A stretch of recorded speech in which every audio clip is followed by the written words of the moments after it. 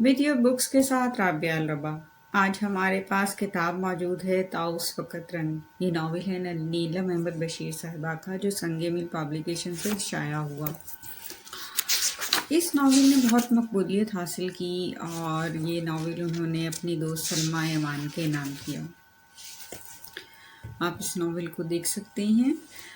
इस नावल की जहाँ बहुत सारी इसमें खसूसियात हैं, बहुत सारी खूबियाँ हैं, बहुत सारे मौज़ूआत हैं, बहुत सारी चीज़ों का अहाता है, जिससे आप कह सकते हैं एक राइटर की ज़िंदगी का इर्तिका होते होते होते वो किस मंजिल तक आता है, उसकी इर्तिकाई मनाजिल पे वो किन तजुर्बात से, ज़ाती तजुर्बात से और समाजी तजुर्बात के साथ साथ दुनियावी और ग्लोबल विलेज के तजुर्बात से गुज़रता है। इसमें तज़किरा हुआ है उन सब वाक़यात का और बेस्ड करता है ये 9/11 पे। 9/11 अमेरिका के लिए न्यूयॉर्क में 9/11 का वाक़या हो जाना, ट्विन टावर्स का गिर जाना एक सानहा था अपनी जगह, लेकिन उसके असरात मुसलमानों पे क्या हुए, इस नावल में इसको बहुत अच्छे तरीके से बयान किया गया।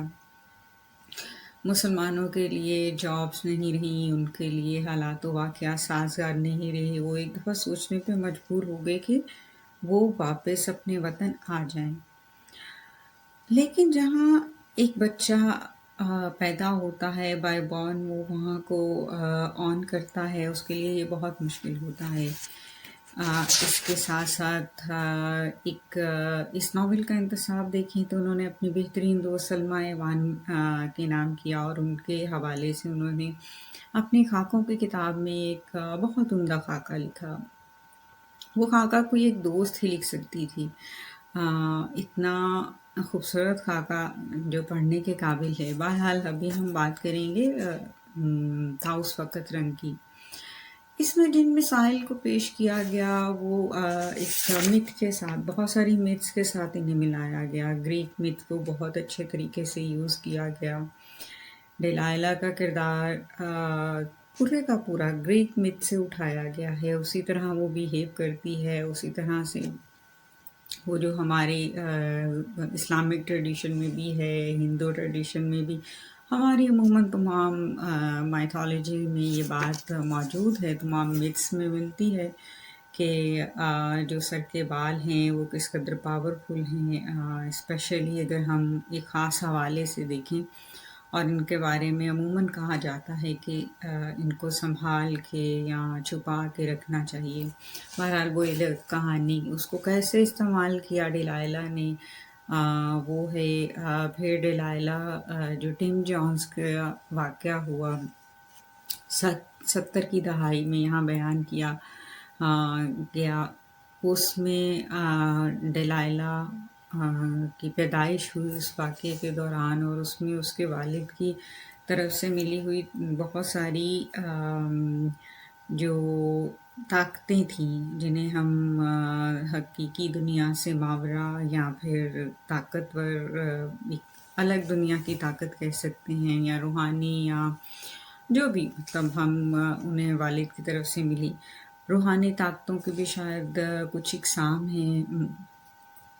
हाँ, आप जिस तरफ माइल होते हैं, अच्छे की तरफ माइल होंगे तो अच्छी चीज़ें आ जाएँगी, और अगर आप थोड़ा-सा मनफ़ी की तरफ जाएँगे तो डिलाइला को जो कुछ मिला वो अपने वालिद की फ़िलॉसफ़ी के तहत मिला। वो अपने वालिद की फ़िलॉसफ़ी को रद्द नहीं करती थी। उन्होंने कहीं पे भी नहीं कहा कि उनके वालिद की जो थॉट्स थी, उनका जो इनकलाबी सोच थी, वो किसी भी तौर नुकसानदेह थी। बहरहाल वो एक अलग मौज़ू। उनके वालिद टिम जोन्स हैं, जिन्होंने 70 की दहाई में गयाना में एक बस्ती आबाद की, जिसे मोहब्बत की बस्ती कहा गया। और इसी तरह हमने फ़िरदौस बरी में भी देखा कि हम दुनिया पे एक जन्नत बनाने की कोशिश करते हैं। बगावत की कुछ सूरतें हैं इंसान की, वो हर दौर में होती हैं, होती रहेंगी जब तक ये दुनिया कायम है। वहाँ से फिर ये पहला अलमिया जो यहाँ दिखाया गया उसको जोड़ा गया 9/11 के वाक़ये के साथ।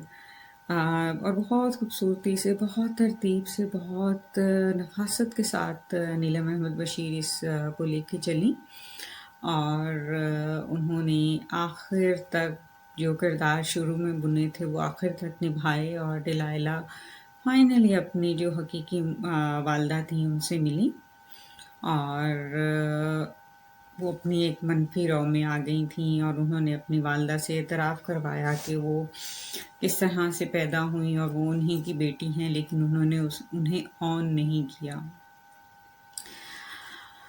اس کے بعد 9/11 کے واقعات کو نکال کے اس کو ہم چھوڑتے ہیں تو اس میں سائبر کرائم کو کیسے استعمال کیا جاتا ہے، سائبر کرائم کے حوالے سے یا کرائم کے حوالے سے امریکہ میں جو قوانین ہیں وہ عورت کے حق میں جاتے ہیں، وہ عورت کی فیور کرتے ہیں، پھر دوہری تہذیب میں پھنسے ہوئے بچے اور والدین۔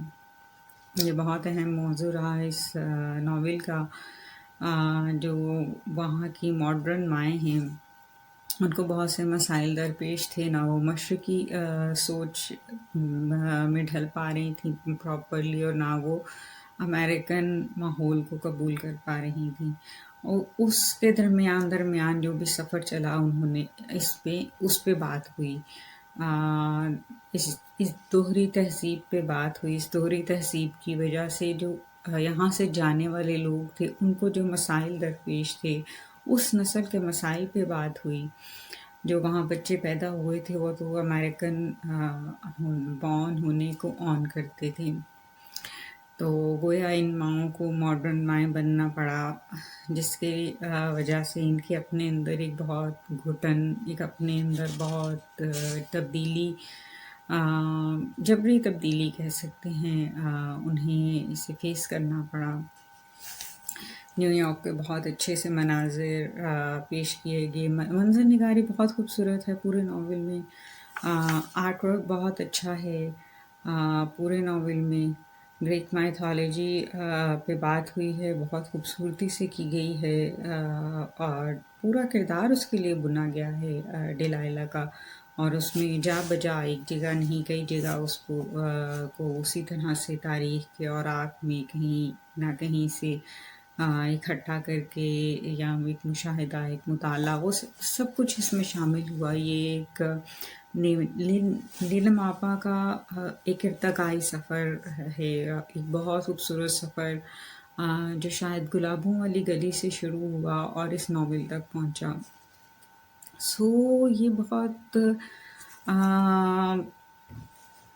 تاریخ کے حوالے سے کہا جائے تو ایک بہت اہم کتاب ہے۔ 9/11 پہ بہت سے افسانے لکھے گی، لیکن ناول شاید اردو ادب میں یا ہمارے یہاں سماج میں نہیں منظر عام پہ آیا، تو تاؤس وقت رنگ پڑھیے، ایک عمدہ کتاب ہے، بہت سی سوچ کے در وا کرتا ہے، اور آپ کو سوچنے پہ مجبور کرنے کے ساتھ ساتھ تاریخ کے ساتھ جوڑتا ہے۔ پھر کسی نئی کتاب کے ساتھ ملیں گے، شاد رہیے، آباد رہیے۔